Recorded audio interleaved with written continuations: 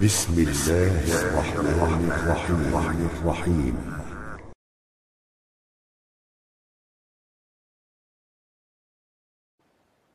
Saya salut sama seorang syekh yang datang ke Indonesia. Kan safar dari Arab, betul. Tapi dia melaksanakan puasa sunnah. Ini kalau sama orang-orang yang baru belajar mah dihakimin nih syekh. Kurang cakep ilmunya nih syekh nih. Yang wajib aja suruh buka kalau lagi safar, dia malah yang sunnah dikerjain. Kayaknya beda mazhab nih. Kan orang sekarang begitu tuh kan, suka jadi hakim aja langsung, baru belajar ke satu orang. Pernah nanya enggak ke syekhnya, kenapa ente ngerjain puasa dalam keadaan safar? Ya si syekh bilang, anda enggak bawa harim, takutnya syahwat enggak kontrol, nih safar bro. Salah satu yang menghilangkan syahwat itu kan puasa, betul? Aghaddu lil basar wa ahsanu lil faraj. Ini antara dia sama Allah dah, bukan sama manusia. Itu formula yang Islam tawarkan. Daripada bablas, nggak bener nih syahwat, mendingan puasa. Betul. Cuma karena kita belum paham dalam uslubud dakwah, kita bisa menjadi hakim buat sebuah ibadah tanpa bertanya. Banyak di kita banyak. Padahal orang dimuliakan dengan tuba liman sagol aibuhu an uyubin nas. Beruntung orang yang sibuk dengan aib dirinya ketimbang aib orang lain. Bicara aib loh. Ini kebetulan bukan aib, cuma ijtihad. Ya. Kita sibuk dengan orang lain, kitanya yang rugi nanti. Harusnya menjadi orang yang paham. Kalau iman sudah sempurna, takdir itu kan memang izin Allah. Tidak ada yang namanya takdir itu kejam. Tidak ada yang namanya takdir itu buruk. Dan dia tahu sekali bagaimana proses mendatangkan sebuah kebaikan. Dia ingin berdakwah ke kampung di mana dia tinggal. Dia ngelihat ini banyak perbuatan bid'ah, banyak perbuatan syirik. Ada tradisi yang dikedepankan karena keburukan yang dipahami. Bagaimana cara mendakwahinya? Dia nggak main hantem kromo. Dia nggak membenarkan perbuatan bid'ah. Dia nggak membenarkan perbuatan syirik. Betul. Cuma yang dia pahami ini mad'unya ini terlahir dalam keadaan begini. Maka yang paling baik bukan mengkritisi hukum dulu. Yuk samakan akidah. Yang beliau contohkan Rasulullah Sallallahu Alaihi Wasallam apa?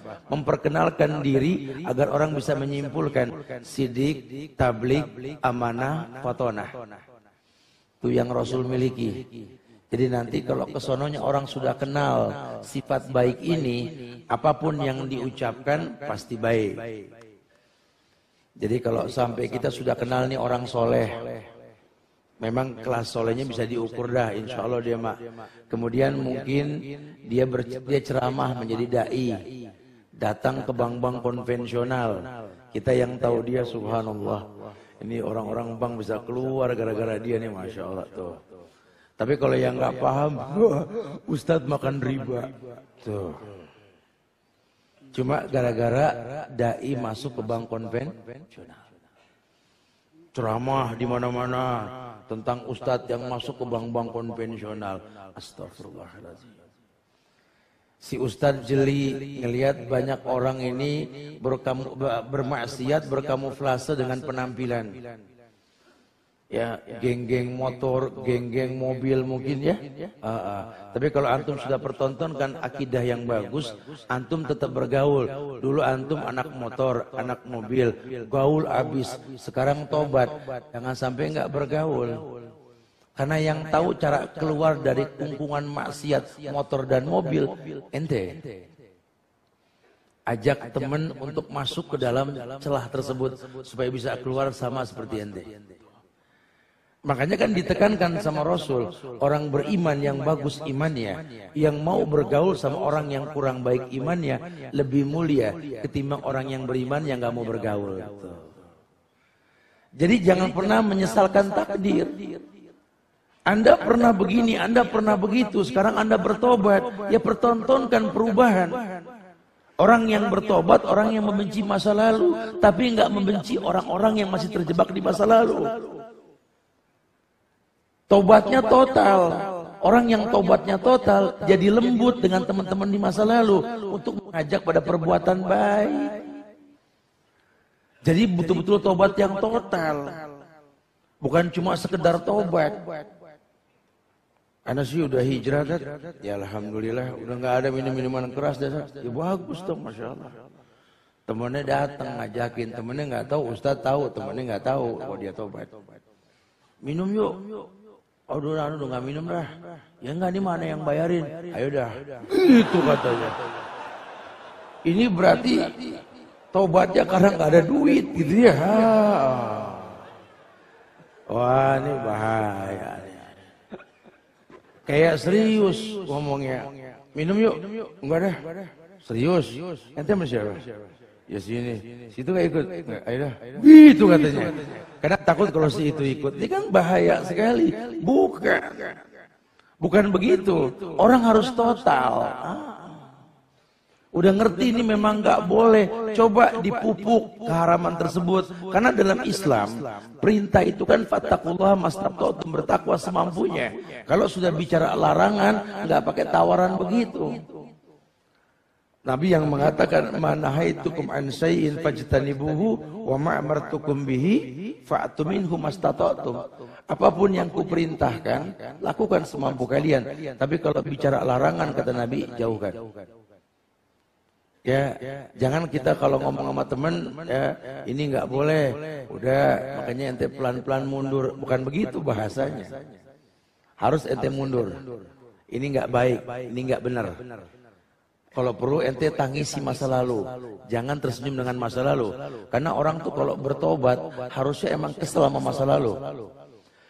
Ya Allah Ustaz, karena kalau ingat dulu Ustaz, aduh, nyesel anak ngebuang waktu, astagfirullahaladzim.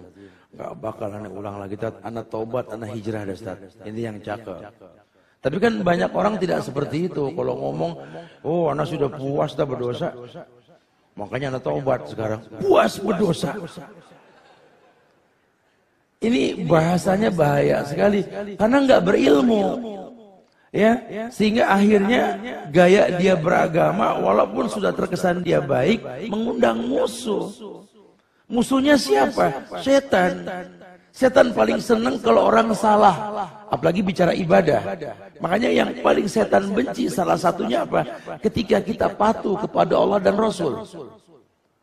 Ini yang dipegang sama salafus saleh. Addu alaikum bin nawajis.